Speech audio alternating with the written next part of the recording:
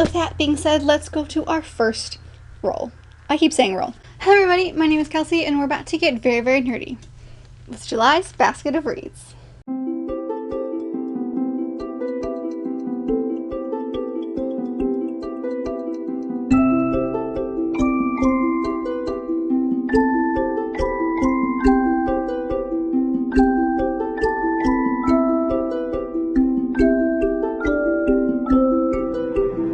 So it is another month, which means another TBR, and we're bringing out the TBR basket again.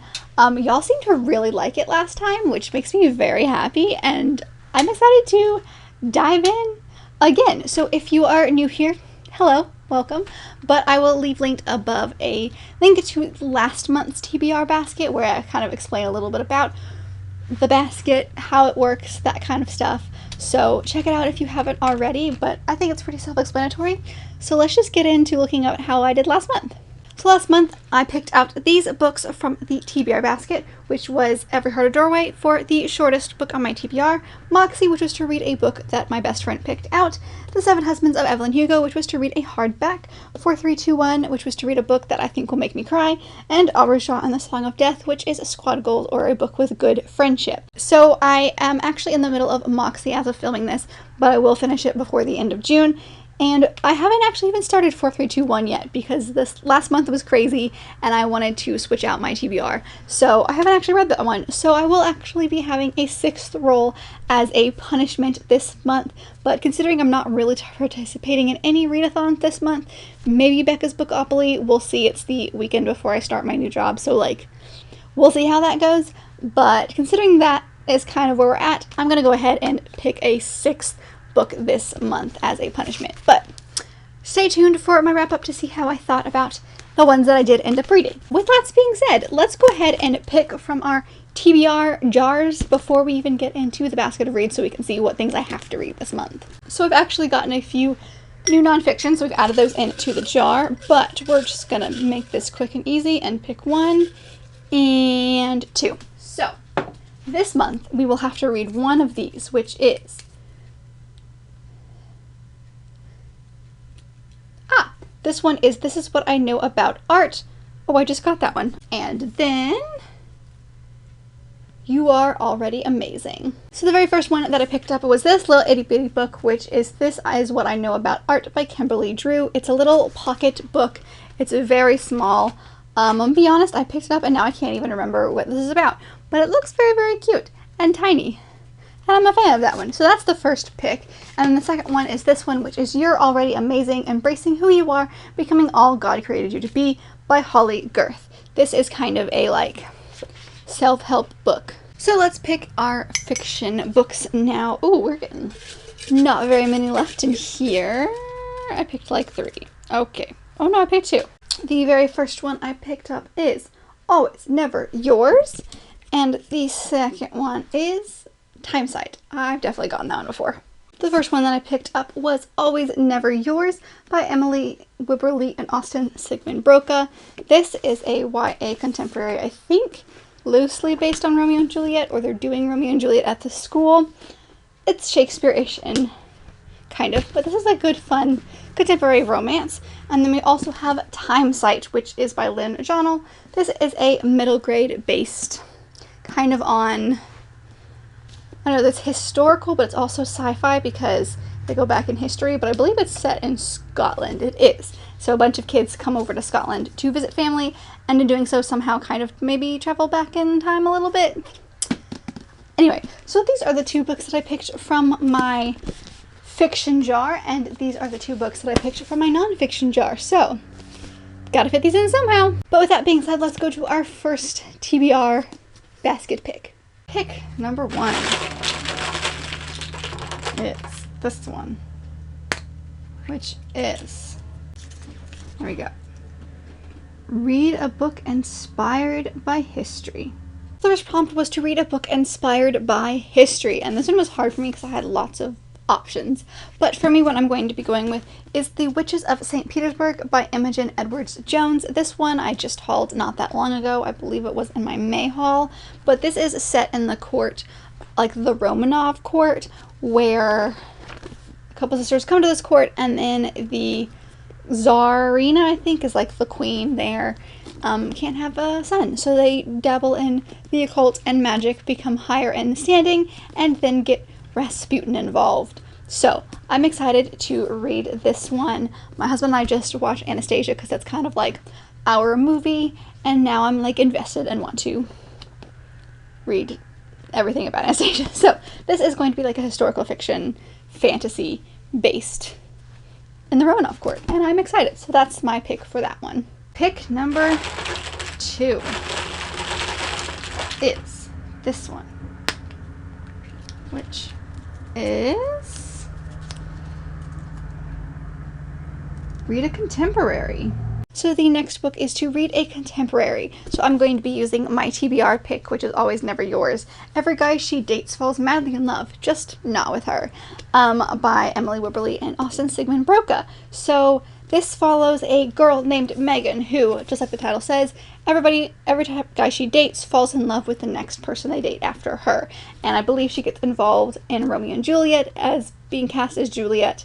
And she's not like a leading lady. She doesn't want to be included in all that, but she is encouraged to do so. And I believe she falls in love or falls for an aspiring playwright named Owen. So I'm intrigued by this one. My roommate or best friend, I still have trouble calling her not my roommate, even though we haven't lived together for at least a year.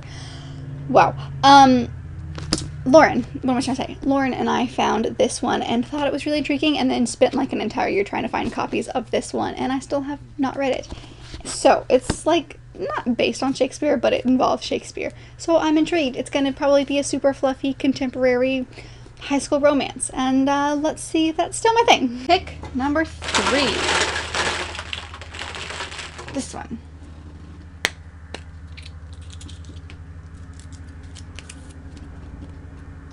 Read, listen to an audiobook.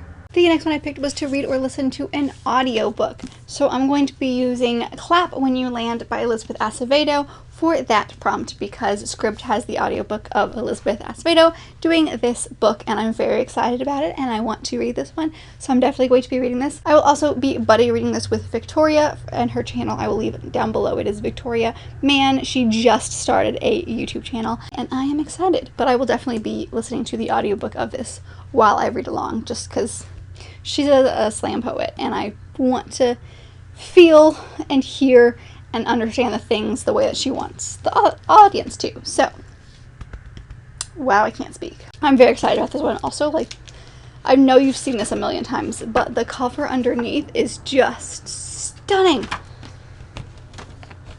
I'm very excited about this one, but that's the one I'm going to be using for that prompt. Pick number 4. Let's see. That one looks good.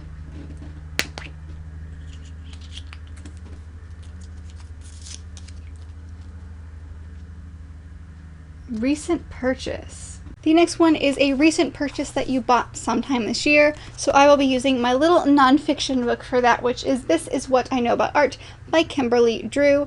Like I said, I believe this is just like a bunch of essays about the power of art, but I'll be using that. I could probably get this done in like an hour someday, but that's going to be my recent purchase that I'm going to read for this month. And I was able to fit both of my TBR picks, or TBR jar picks, in this. 'Tis a miracle. Pick number 5. This one, which is, very tiny. Oh, my husband definitely folded this one. Read a book with a number in the title. The next book is to read a book with a number in the title, and oh my goodness, this was hard for me. I apparently don't have that many books with numbers in the title. Who would have thunk it? But I decided to go with The 48 by Donna Hose. But this is a time-traveling book that takes place in King Henry VIII's court around Anne Boleyn's time. And 2 brothers come to this court, and they are under the guise of wanting to marry into the court, but actually they're there to, I believe, kill the next queen and to stop the next king's marriage. So I'm excited, and there's like a secret society called the 48 that they belong to. So it's historical fiction sci-fi with time travel. Apparently that's my thing lately. So I'm excited to read this one, but 48 is a number. So that is what I'm gonna go with. And my last 6th punishment pick is this one. Watch it be terrible.